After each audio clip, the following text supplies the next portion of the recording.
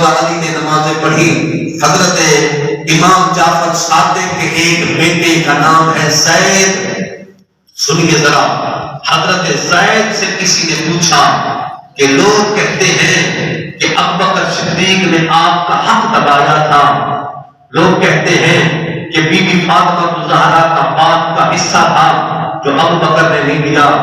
اے علی کے بیٹے آپ مسئلہ بتاؤ. تو حضرت زید نے کہا تم باپ کی بات کرتے ہو، تم باپ کی بات کرتے ہو. میں جعفر صادق کا بیٹا قسم اٹھا کے کہتا ہوں ایک رتی بھر بھی ہمارا حق ابوبکر نے نہیں دبایا، رتی بھر بھی ہمارا حق نہیں دبایا. بلکہ صدیق تو وہ ہے جس نے سب سے پہلے میرے نانا کا کلمہ پڑھا ہے، جس نے سب سے پہلے جان قربان کی ہے، جس نے سب سے پہلے مال دیا ہے، جس نے سب سے پہلے حضور کی حفاظت کی ہے. کہتے ہیں جب حضرت صدیق اکبر کا جنازہ تیار ہوا نا اور لوگ رو رہے تھے، میت رکھی ہے، مولا علی تشریف لے آئے. یہ دیکھ کر مولا علی کی آنکھوں میں آنسو آ گئے. آپ نے فرمایا لوگوں جانتے ہو یہ وہ ہستی ہے جسے کملی والے کے بعد سب سے بڑا مقام حاصل ہے، اور یہ وہ ہے جن نے اسلام میں سبقت اختیار کی ہے، یہ وہ ہیں جو حضور پہ مال خرچ کرنے میں پہلے نمبر میں ہے، یہ وہ ہیں جو سب سے زیادہ سخی تھے. کہتے ہیں مولا علی شان بیان کرتے گئے، لوگ روتے گئے اور ہر بندہ کہتا گیا صدقت یا علی، صدقت یا علی، صدقت یا علی. علی جو تو کہہ رہا ہے سچ کہہ رہا ہے. صدیق کا ہر مقام میں پہلا نمبر ہے. عزیزان گرامی قدر، ایک شخص مجھ سے بات کر رہا ہو کہ رسول کریم نے تو زندگی میں حیات طیبہ میں یعنی وصال ظہری سے پہلے مولا علی کو بدور خون کے موقع پر فرمایا تھا من کنت مولا فہذا علی المولا، جس کا میں مولا ہوں اس کا علی مولا ہے. میں نے کہا میرا ایمان ہے، میں علی کو ولی مانتا ہوں، علی کو مولا بھی مانتا ہوں. میں نے کہا اس کا مطلب یہ کہ رسول کریم مولا علی کی خلافت کا اعلان کر گئے. میں نے کہا عرب و عجم کی ساری کتابیں جمع کر کے ایک لفظ مولا کا معنی مجھے خلافت دکھا دو، ایک مولا کا معنی خلافت دکھاؤ. میں نے کہا عقیدہ بندہ کہاں سے ہے؟ جیسے رفع یدین ہمارے نزدیک کیا جاتا تھا لیکن پھر منسوخ ہو گیا. اب حضور کی زندگی کے آخری عمل کو دیکھا جائے گا، حیات طیبہ کے آخری عمل کو دیکھا جائے گا. میں نے کہا یہ بتا میرے محبوب نے وصال سے پہلے جس ہستی کو اپنا مصلہ دیا تھا اس کا نام کیا ہے؟ اس نے کہا مصلہ تو ابوبکر صدیق کو ملا تھا نا.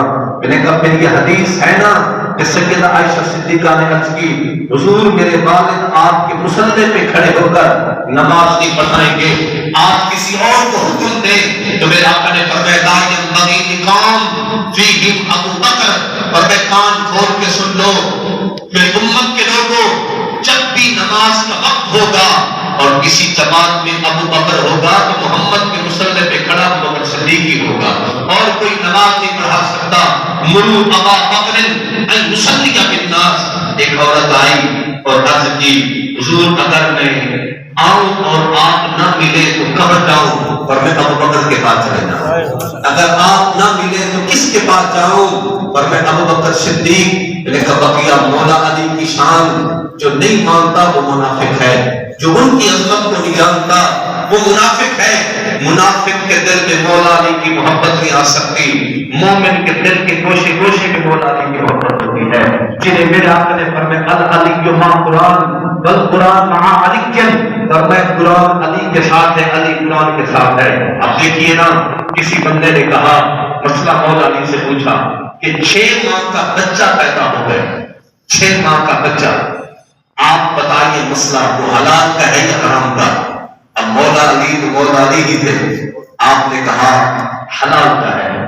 نے کہا حلال کا 6 ماہ کا بچہ ہم نے کبھی سنا تو نہیں، پھر یہ کیسے ہو گیا؟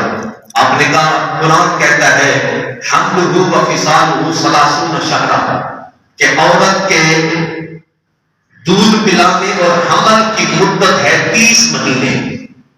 30 مہینے جی بالکل، حملہ و فصالہ 30 مہینے دودھ پلانے کی.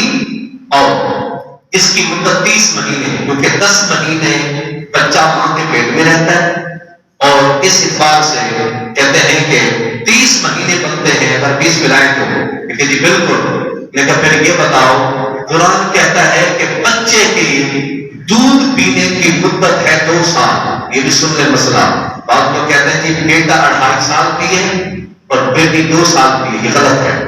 بیٹا ہو یا بیٹی 2 سال سے دودھ پلانے کی اجازت نہیں ہے۔ 2 سال سے زیادہ جب عمر کا بچہ ہو جائے 2 سال کا، اب ماں کا اسے دودھ پلانے کی اجازت نہیں ہوگی۔ بیٹا ہو یا بیٹی دونوں کے 2 سال کی مدت رضاعت ہے۔ آپ نے کہا حمل کی اور دودھ پلانے کی مدت ہے 30 مہینے، انہوں نے کہا جی بالکل۔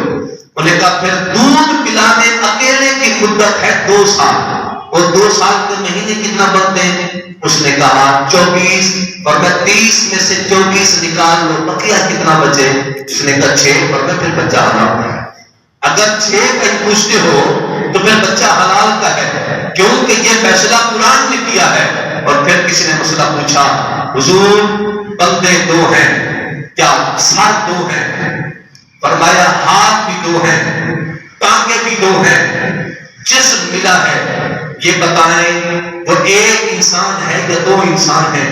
اب مولا علی سے یہ مسئلہ پوچھا گیا، آپ نے کہا اسے بند کمرے میں بند کرو، اور بند کمرے میں بند کر کے شور کرو، جس کا اگر ایک حصے کا سر پہلے ہل جائے شور سن کر تو سمجھ لینا بندے 2 ہیں، اگر دونوں کا یک وقت سر ہلے تو سمجھ لینا بندہ 1 ہے۔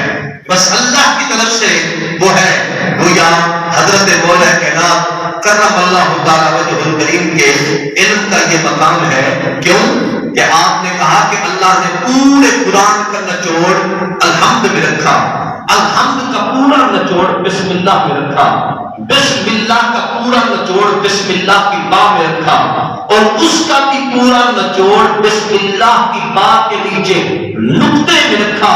اور جہان والا وہ نقطہ بھی اور نہیں، وہ نقطہ میں ہی ہوں، وہ نقطہ میں ہی ہوں۔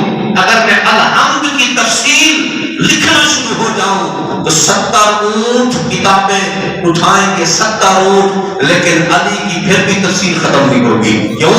میرے نبی کا فرمان ہے انا مدینۃ العلم وعلی جلبابها، میں علم کا شہر ہوں، علی اس کا دروازہ ہے۔ لیکن اہل سنت کا عقیدہ، اہل سنت کا معیار جو داتا علی حجویری نے لکھا ہے وہ یہ ہے کہ رسول کریم صلی اللہ علیہ وسلم کی حیات طیبہ اور آپ کی ذات پاک کے بعد امت کا سب سے پہلا صوفی اور سب سے پہلا مرد قلندر جس ہستی کا نام ہے اس کا نام ابو بکر صدیق ہے۔ یہ حضرت داتا علی حجویری نے مسئلہ یہی لکھا۔